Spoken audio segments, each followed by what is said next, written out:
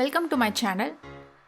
Hi friends, நம்ம இன்றைக்கி என்ன பார்க்க போகிறோன்னு பார்த்தீங்கன்னா, நான் ஒரு பிள்ளையார் பொம்மை வாங்கியிருந்தேன் விநாயகர் சதுர்த்தி அன்னைக்கு. கூடவே இன்னொரு பொம்மை சின்னதாக க்யூட்டாக இருந்துச்சு, பார்க்க அழகாக இருந்தது. ஸோ அது எனக்கு ரொம்ப பிடிச்சனால நான் வாங்கிட்டு வந்தேன். ஸோ வாங்கினதுக்கப்புறம் அது ஃபுல்லாகவே க்ளேயில் ஆனதுனால வெறும் க்ளேயாக இருந்துச்சு, ரொம்ப சிம்பிளாக இருந்துச்சு. ஆனால் அதில் இருக்கிற அந்த டிசைன்ஸ்லாம் பார்த்திங்கன்னா நல்லா இருந்தது. ஸோ அதை இன்னும் கொஞ்சம் அழகேற்றலாம் அப்படின்னு நினச்சி தான் ஸோ இந்த வீடியோ நான் உங்கள் கூட ஷேர் பண்ணுறேன். இது க்ளேயில் செஞ்சதுனால அந்த உடம்பெல்லாம் க்ளேயில் இருந்தால் தான் நல்லாயிருக்கும் அப்படின்னு நினச்சிட்டு ஜஸ்ட்டு அதை கொஞ்சம் டிஃப்ரென்ஷியேட் பண்ணுறதுக்காக அதோடய ட்ரெஸ் அண்ட் அவர் போட்டிருக்க ஷால், பூனல், அவங்க தலையில் வச்சுருக்க கிரீடம், மேலே இருக்கிற அந்த கொடை. ஸோ ஃபஸ்ட்டு நான் என்ன பண்ண போகிறேன்னா அவுட்லைன் கொடுக்க போகிறேன். ஸோ அவுட்லைனுக்காக ஏன் நான் அவுட்லைன் கொடுக்குறேன்னு பார்த்தீங்கன்னா, மோஸ்ட்லி எந்த நம்ம பொருள் செய்யணுனாலே ஒரு பிளாக் கலர் அவுட்லைன் கொடுத்துட்டு அதுக்கப்புறம் கலர் அடித்தோம்னா அந்த கலர் பளிச்சுன்னு தெரியும். இது க்ளேன்றனால நம்ம எந்த பெயிண்ட் அடித்தாலும் டார்க் கலரில் இருக்கும் இந்த கலரு. ஸோ அதனாலே நான் என்ன பண்ணுறேன், நான் எங்கெல்லாம் நான் கலர் பெயிண்ட் பண்ண போகிறேனோ அந்த பிளேஸ்லாம் முதல்ல ஒயிட் கலர் ஒரு பேக்ரவுண்ட் கொடுத்துக்கிறேன். ஸோ ஒயிட் கலர் பேக்ரவுண்ட் கொடுத்து அது கொஞ்சம் காய ஊட்டி அதுக்கப்புறம் நான் ஒவ்வொருத்துக்கும் கலர் ஏற்றிக்கிட்டே இருக்கேன். ஒவ்வொருத்துக்கும் நம்ம கலர் அடிக்க ஆரம்பிச்சிடலாம்.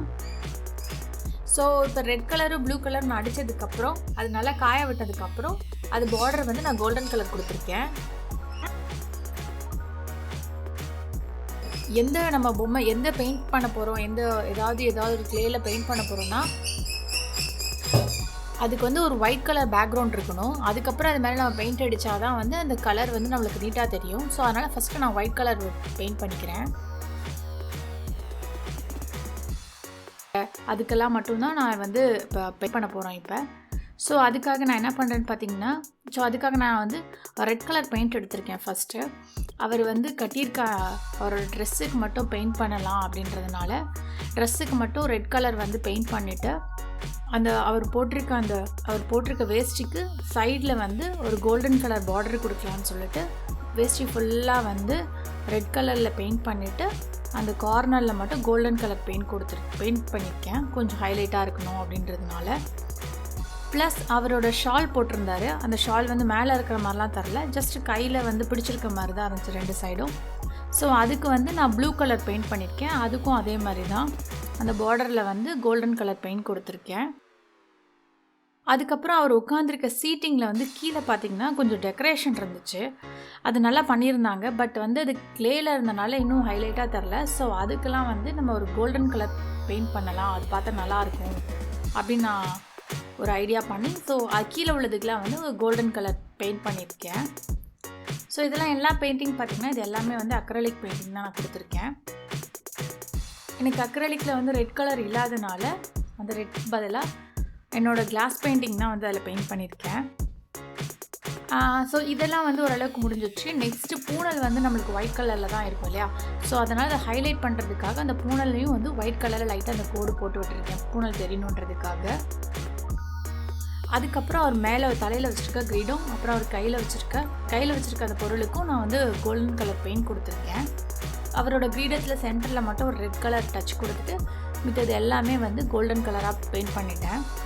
கொடைக்குள்ளே நம்மளுக்கு அந்த காலத்தில் பிள்ளையாருக்கெல்லாம் பிடிக்கிறாங்கன்னா உள்ளே ரெட் கலரில் இருக்குல்ல. ஸோ அந்த இதில் வச்சு கொடைக்கு உள்ளே உள்ள லேயரை ரெட் கலர்லையும் மேலே உள்ள லேயரை கோல்டன் கலர்லேயும் பெயிண்ட் பண்ணியிருக்கேன். மேலே உள்ளது எல்லாத்தையும் பார்த்திங்கன்னா நான் கோல்டன் கலர் தான் ஃபுல்லாக பெயிண்ட் பண்ணியிருக்கேன். அதுக்கப்புறம் அந்த கீழே சின்னதாக பாலாக தொங்குது இல்லையா. ஸோ அதுக்கும் நான் கோல்டன் கலர் பெயிண்ட் பண்ணியிருக்கேன். ஸோ இப்போ பார்த்திங்கன்னா எல்லாமே நம்ம பெயிண்ட் பண்ணி முடிச்சாச்சு. ரொம்ப சிம்பிளாக தான் பெயிண்ட் பண்ணேன், ரொம்ப இதெல்லாம் பண்ணலை. ஸோ அதுவே பார்த்திங்கன்னா அந்த பிள்ளையாருக்கு ஒரு தனி லுக்கு கொடுத்துருக்கு. இப்போ வரைக்கும் இந்த பெயிண்டிங் எனக்கு இதுக்கு போதும்னு தோணுச்சு. ரொம்ப கிளம்ஸியாக உடம்புலாம் பெயிண்ட் அடித்து அந்த க்ளேயே தெரியாத மாதிரி நான் பண்ணணும் இல்லை, அது க்ளேயாக இருக்கணும் பட் பார்க்க லுக்காக இருக்கணுன்றதுக்காக இந்த பெயிண்ட் பண்ணியிருக்கேன். ஸோ எனக்கு இது பார்க்க ஓகே, இதுவே போதும்னு தோணுச்சு. இதுவே பிள்ளையார் ஹைலைட் பண்ண மாதிரி இருந்துச்சு. ஸோ இதனால் நான் இதோட அப்படியே ஸ்டாப் பண்ணி என்னோடய பிள்ளையாரோட பெயிண்டிங்கை ஸ்டாப் பண்ணிட்டேன். ஸோ இந்த வீடியோ உங்களுக்கு பிடிச்சிருக்குன்னு நினைக்கிறேன். இந்த வீடியோ உங்களுக்கு பிடிச்சிருந்தால் லைக் பண்ணுங்கள், ஷேர் பண்ணுங்கள். நம்ம சேனலில் சப்ஸ்கிரைப் பண்ணாத நண்பர்கள் சப்ஸ்கிரைப் பண்ணிக்கோங்க. தேங்க்யூ.